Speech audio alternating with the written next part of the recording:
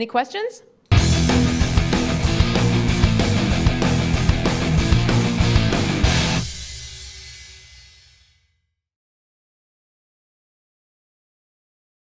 Today we're going to be talking about how to find the emotional sweet spot and the mechanical sweet spot of any piece of copy you're ever going to read, and the intersection of those two things so that you get the emotional mechanical sweet spot. In acting for advertising, there are two components. There's the acting component, and then there's the mechanics component. And you can't have one without the other. And sometimes people come to me with a lot of acting background and a lot of acting training, and they don't even know what they don't know, and that is the mechanics component. And a lot of people from radio have a lot of mechanics in their background, but they don't have the emotional acting background. And any good course of study helps you come to understand what you didn't know, and helps you bring stuff that was in your blind spot right into the front, get some clarity on it, work on it, and converge your skills as an actor and as a person who's trying to evaluate the mechanics of how to use your voice. Some people might say that this would be the confluence of things you would come to learn as an actor and the things you would come to learn as a singer. When I say acting, I mean, what's your emotional point? How do you feel about it? How important is what you're saying to you? And what color of mood are you in?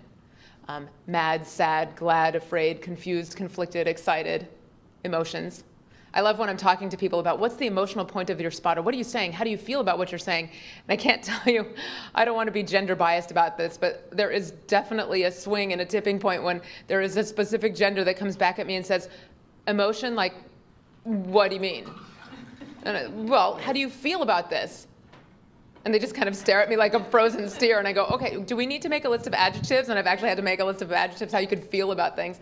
Being able to evaluate how you're supposed to feel about something, and then being able to actually inhabit in a play state, playing pretend to feel that you feel those things, two different skills, and two that need to exist in your skill set. Okay, so that's kind of the emotional, the acting components. When we talk about acting, sure, who am I, where am I, what do I want out of the scene? But if we're going to be really reductive about it, it means the emotional component. How do you pretend to feel? Okay, then there's the technical aspect of it, which, again, bears a striking resemblance to the study of singing and how to use your voice as a singer. How loud, how quiet, the placement, where it lives in your throat, where it lives in your body. And the convergence of these two things is what we're going to talk about today, to place your read exactly where it needs to be emotionally and mechanically. Take this graph that you guys have, this big secret copyrighted graph, and put it over to the side, because we're going to be referring to it in a moment. You're going to see two words on that graph in color, referencer and expositor. This conversation today is addressing one of the chapters in my coursework that shows up at the end of my coursework. People always say when they're in the middle of their studies with me, what chapter are we on? Are we on lesson number 7? Contrary to what this algebraic graph is going to seem to say about my mental capabilities, I'm really not that good at math, and I don't really count the chapters. Also, I make it modular, and I customize it for the students. So what's chapter 1 for Natalie isn't always chapter 1 for Liz, isn't always chapter 1 for Bob.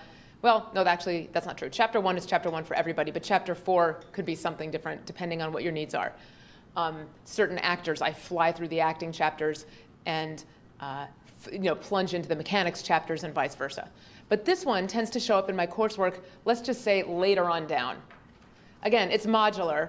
This could happen anywhere in the coursework, but it does need to happen in my coursework after a certain chapter, and that is the reference or expositor chapter. So what I'm going to do today is give you a little bit of a taste test of the reference or expositor chapter so you'll understand the terms that I'm using.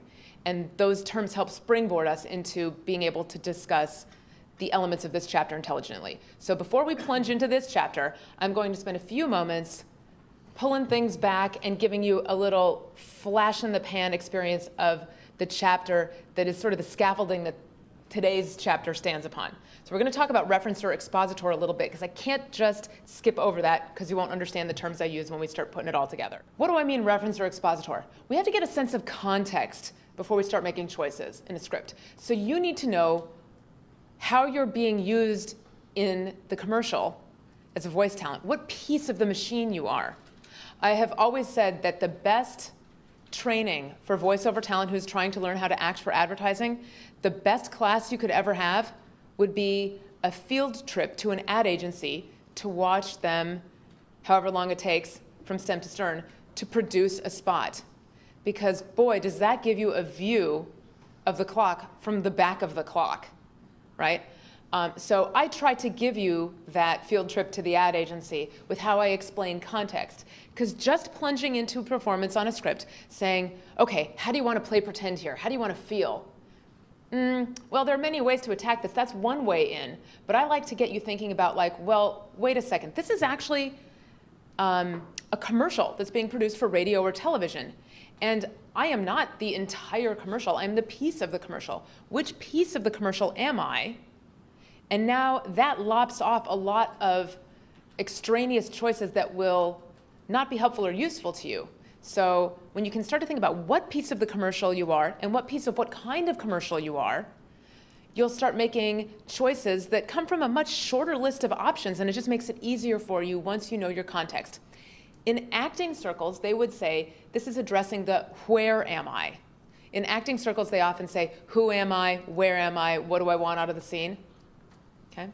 When I say where am I, I'm being super logical. I'm talking about where am I in terms of like what role am I serving in this radio or television commercial.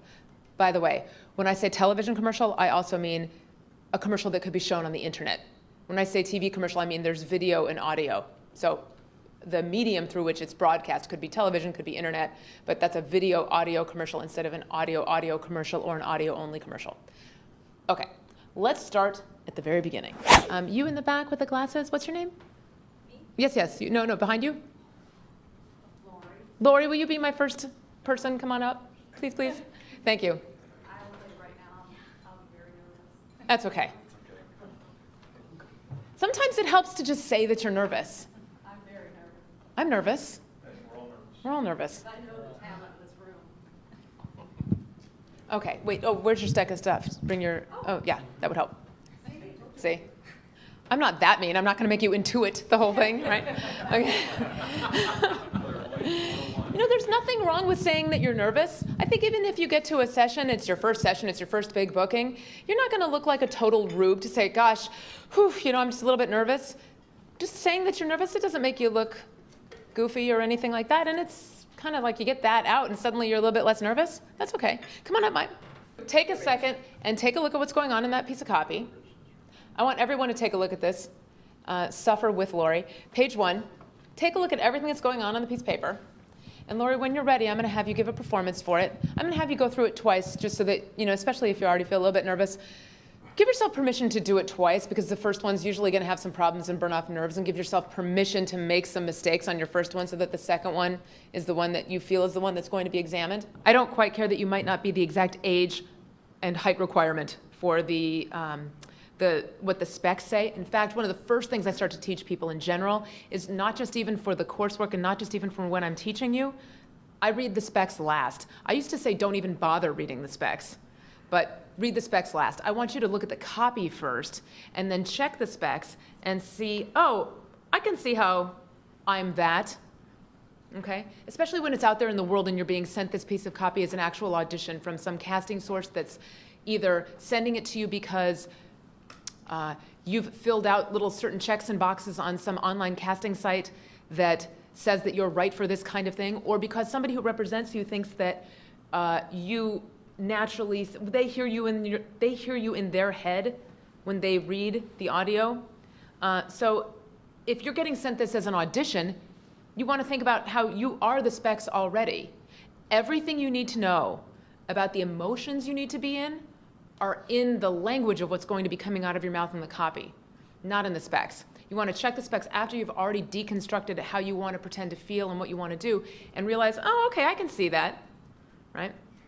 So read the specs last. But in coursework, when you're studying with me at least, the specs could be way off. I'm trying to teach you something more about context. Plus, I can't tell you how many people I send auditions to who are completely out of the range of the age of what they say that they're looking for, because something about their sensibility and sense of humor completely connects with the writing style. So I'm just not a fan of ageism in specs. This is a spot for secret. I always say when I'm talking to people, when I teach a lot of the, a large proportion of the students with whom I work, I coach over the phone. And I always say, okay, which spot do you have up next? And they say, SFX dog barking in background. I go, no, no, no, that's not how you want to talk to a producer on the phone. You don't want to say SFX talk, you want to say, oh, it's the spot for Ford, or it's the secret spot. And if it takes you an extra 10 seconds to, grab your pencil and plunge into wherever the product name is mentioned, it's worth taking that extra moment. You want to refer to the piece of copy by the name of the product, not by the sound effects, not by, oh, it's GSD, and that's the ad agency. Oh, voice bank, that's the pipeline through which it was sent to the agent. Okay, this is a spot for secret. Okay? Give it a shot. If it helps you to hold up your copy at eye level, go ahead and do that. On the, there you go. Isn't that easier? Okay, go ahead. Go ahead. Take them top. We all do it. Now, we don't have to. Introducing a new time-released odor protection from Secret. New Secret Platinum Invisible Solid. Our longest lasting odor protection ever. It's still working, so you can stop checking. Secret. Strong enough for a woman. What were you nervous about? That was pretty good. Okay, hang on a second. Are you? Yeah. Okay. You know what? This thing is useless. Wasn't that getting in your way? Okay, one more time. I know it felt like it was something nice to hide behind, but you're not scared anymore. Okay, so get that. Okay, I want you snuggled in on that microphone. Snuggled in? Kinda. One foot in front of the other. Bend your knees. I'm so openly mocked for this Nancy stance, but you know what? It works. One foot in front of the other. Bend your knees. Kind of grab the ground in a way that I can't because I picked these stupid shoes. Grab the ground, one foot in front of the other. Get a stance that allows you to sort of grab the ground, right? Mm-hmm. One foot in front of the other, bend your knees, okay? Mm-hmm. Hold the copy at eye level. You want the copy, it's gonna sound crazy. What needs to see your copy? Your eyes. What needs to be heard in the microphone? Your mouth. Right, so the copy stand, except for the ones that have a little clip on them, the copy stand is almost always set up in inverse dynamic to how your eyes and mouth are positioned on your face. If you leave the copy on the copy stand, the microphone's going to be trying to hear things from your forehead. It's upside down, right? If you get the copy off the copy stand and you put the copy at eye level, and then you can get your mouth on mic level, you can see, and this thing can hear you. It's just better engineering. Plus, that thing was in your way, right? And if you want a really yummier sound, you're not trying to. There was that great moment in that spot where you're like, so you can stop checking. And you're kind of being inside collusive with us, but you were so far away from the microphone, you weren't able to achieve that sound because that stupid thing was in your way. So you can stop checking, right? Okay, so hold the copy up at eye level and give us a read. Go ahead, one more time. That's really nice, one more time. I'm shaking, I'm sorry. That's okay. Breathe. We all do it. Now we don't have to. Mm-hmm. Introducing new time-released odor protection from Secret. New Secret Platinum Invisible Solid. Our longest-lasting odor protection ever. It's still working, so you can stop checking. Secret. Strong enough for a woman. Excellent. Excellent. Okay, really, that was quite good. What I was kind of hoping when I pulled up somebody with whom I'd never worked before is that I would get somebody who would make the launch mistake that most people make, especially when they're nervous. You didn't even make that mistake. Most people do that spot a little too loudly. And we all do it. Now we don't have to. And I say, no, shh, snuggle in on the microphone. It's also part of the reason that I got that thing out of your way. Snuggle in on the microphone. Why? Because your voice sounds yummier on a microphone? No, that's not why. The reason I like you snuggled in on that microphone, even better the second take than the first, was because of the context you're hoping to fit into as perfectly as you can. The context that the voiceover part of the commercial actually is. In a commercial for television, they call it voice over. I wish they called it voice under, because your sense of your context would be more immediately accurate.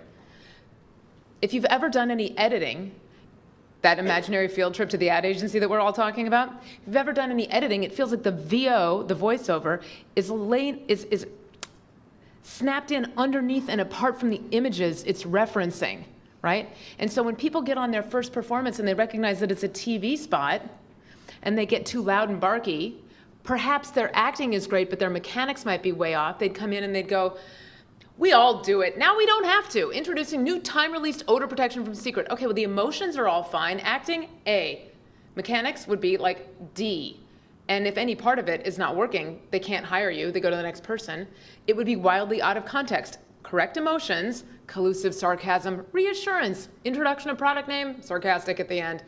But if it's too loud, it doesn't fit. It's like a puzzle piece that doesn't fit. Yours fit on both levels. The emotional colors were useful, and the compression and collusion that you had was useful, right? As the person who's underneath and apart from video, I'm gonna give you 100 different names, but not the one they give you. What do they call you? They call you the announcer, right? And then they tell you to not be announcery. Okay, you're the narrator, you're the person who's making reference to the story, right? So if you, or the voice under, or the conscience of the spot, is on a TV spot. Who are you? You're any of those things. And if you can give it those kinds of names, it'll be a lot easier to remember to sort of snuggle in and refer to, right? You're making reference to the story as the story unfurls above you, if you will. The story exposition is taken care of by the people who are on camera, and you're the narrator who's making reference to that story exposition. So 4 times out of 5, I want you shaving off some amount of your volume, not being an absolute total projection volume. If you use full throttle volume on a TV spot, the spot's gonna sound tacky, the spot's gonna sound small market regional, or it'll sound like a couple of the major market spots that are okay with the narrator being loud and bombastic and bursting through the third wall where they don't belong. It's the Macy's 3-day sale. Save 40 to 50% store-wide on all women's, men's, and kids' clothes, plus great stuff for your home. Retail is loud, and small market, it's the Honda of Torrance, blah, blah, blah, blah, blah. It's a mattress superstore. And see how things start to sound so tacky when the VO, underneath and apart from the visuals, is loud to the point where it interferes with story. So one thing about context is to know when you're a referencer and to compromise some of your volume to stay down in that little veal cage and not obscure story, but just frame story. When you're the narrator on a TV spot, you want to inform and manipulate the audience's conscience's takeaway of what's happening above you while you talk.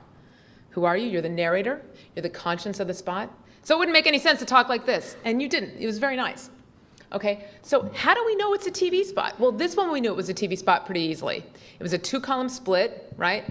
We had video descript running down the left-hand side and audio descript running down the right-hand side, right? There are a lot of other ways they could show you that you're auditioning to be the VO underneath and apart from a TV spot, but this is the easiest way to know that you're in that cage in the zoo. Because we're doing a lot of talking here about the things you need to control and think about when you realize you're in this context, being the referencer of a TV spot, but doesn't that start one click back? Like, wait, how did I even know I was in a TV spot? If they're describing video, you're in a TV spot. If it shows up, the stuff that you're supposed to say, in the right-hand column of a 2-column split, and they don't happen to describe the video, it's still a TV spot. You're still a narrator of images. It's just a little tougher because they haven't given you a description of what your words are framing.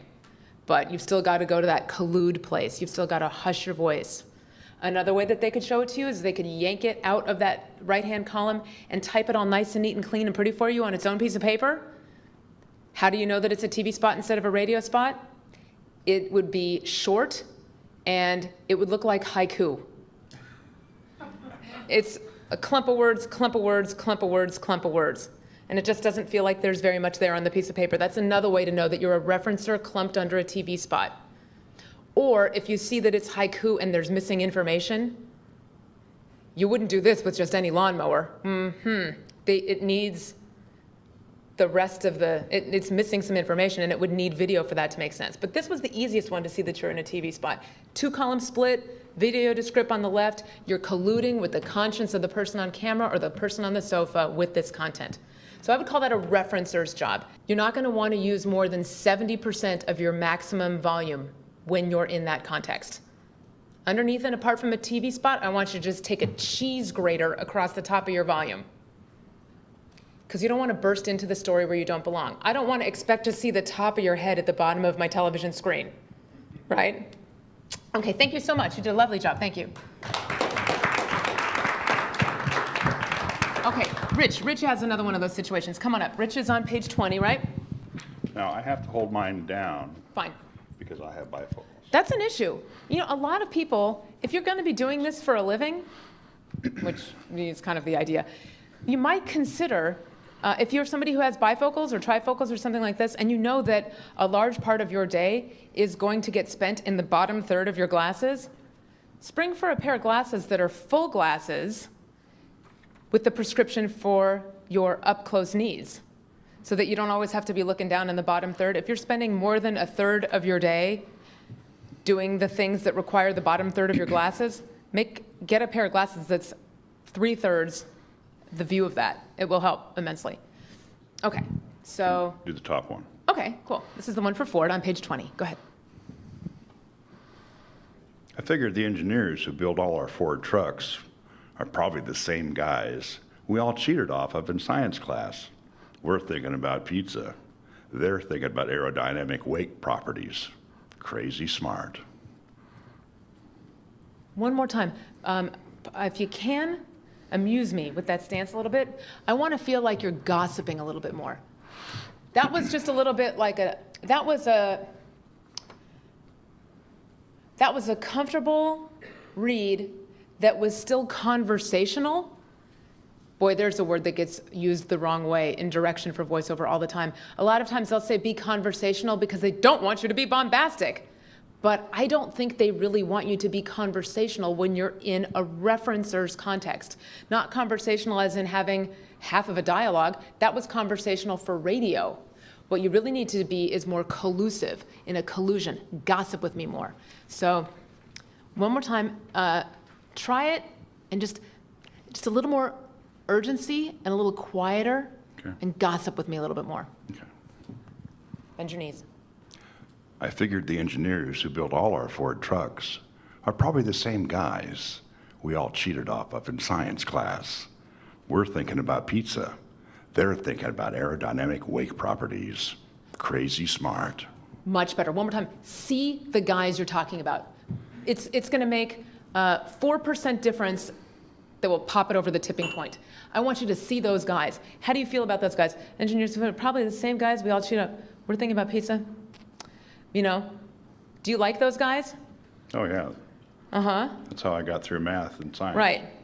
We might have disparaged them when we were younger as nerds, but you know what? They were onto something. We should have been nicer to them, right? Okay, so one more time, I need to know a little bit more about how you feel about them as you describe them above you, and that will help if you just force yourself to picture them while you're talking.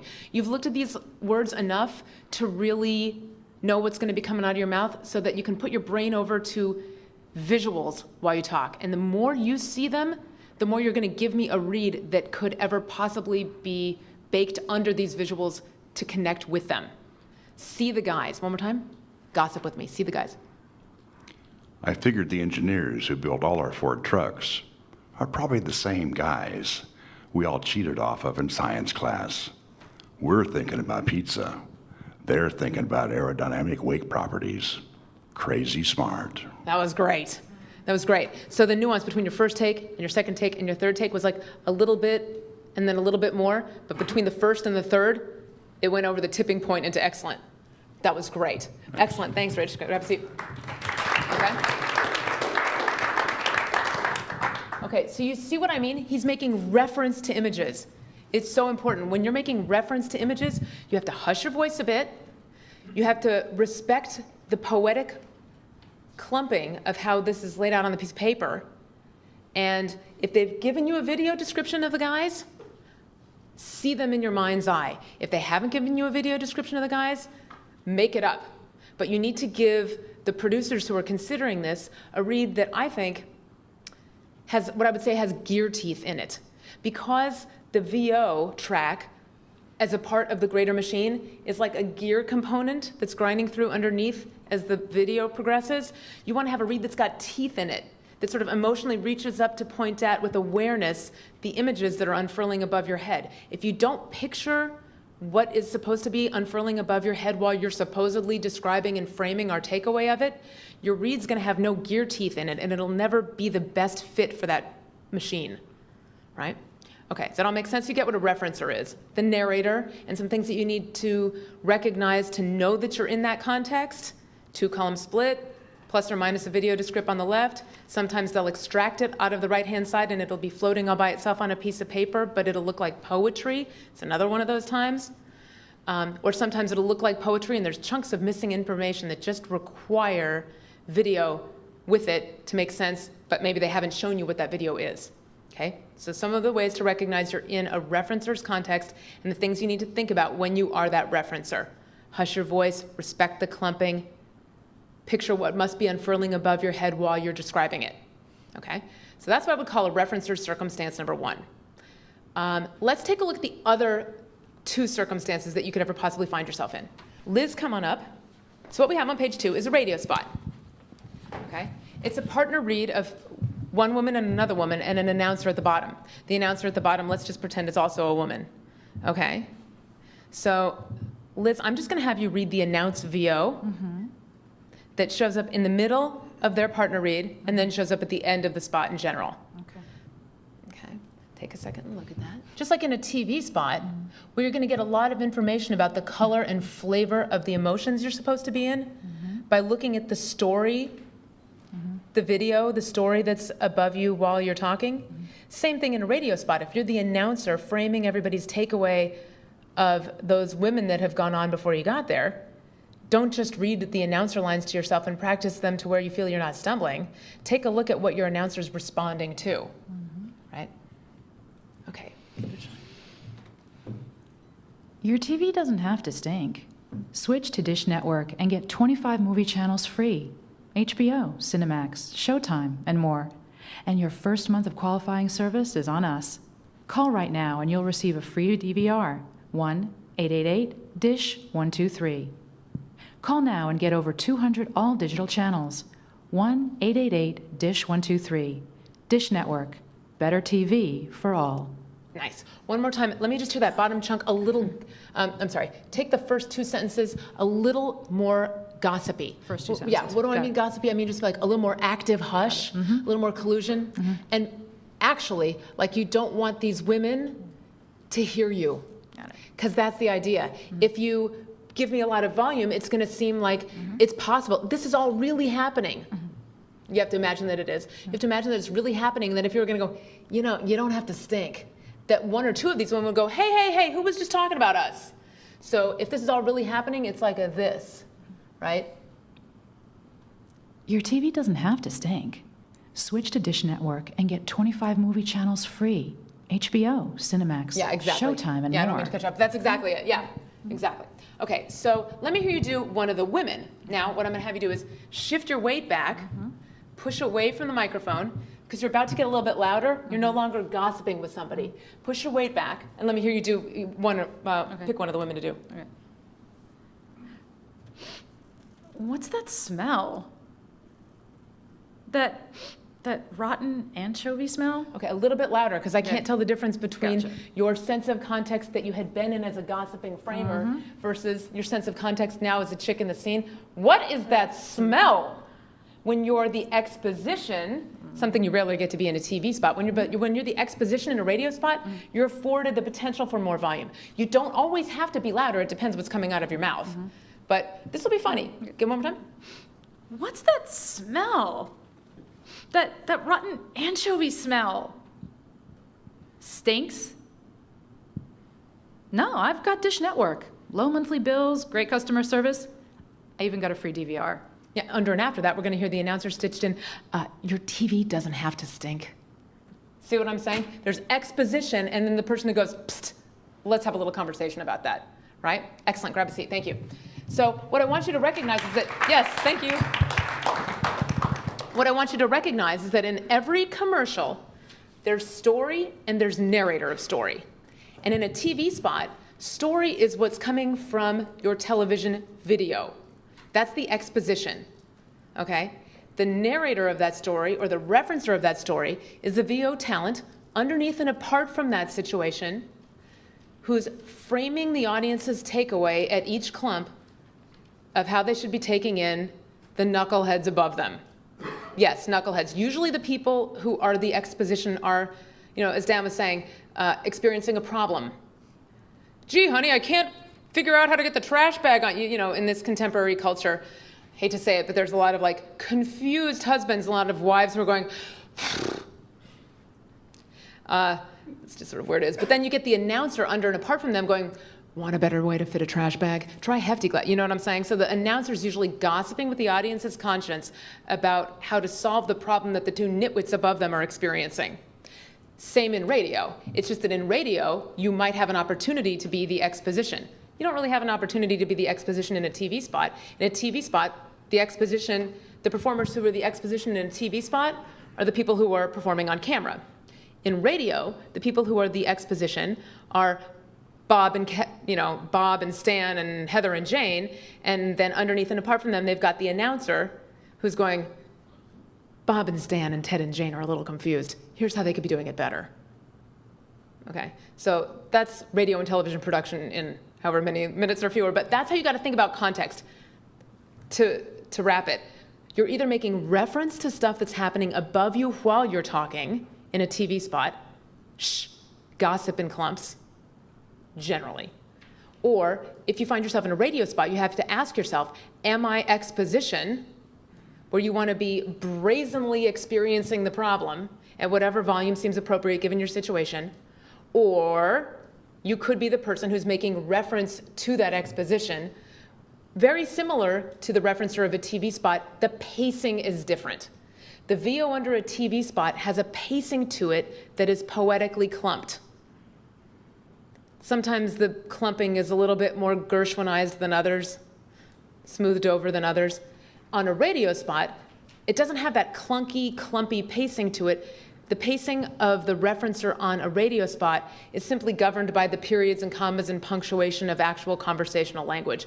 You don't have these drifts in the middle of the sentence that would be unlike anything you'd ever do in life. That's a TV spot. Radio spot just says, what a bunch of knuckleheads, here's a better way. Da-da-da, da-da-da, comma, period, comma, period. But you're either the referencer of stuff that's happening above you while you talk, you're the referencer of stuff that's happened before you got there, or you're the stuff in a radio spot. You guys get the concept about the difference between a person who's referencer and a person who's exposition, okay? Because these are two critical terms that I'm going to start using when I teach the thing that we're here to do today.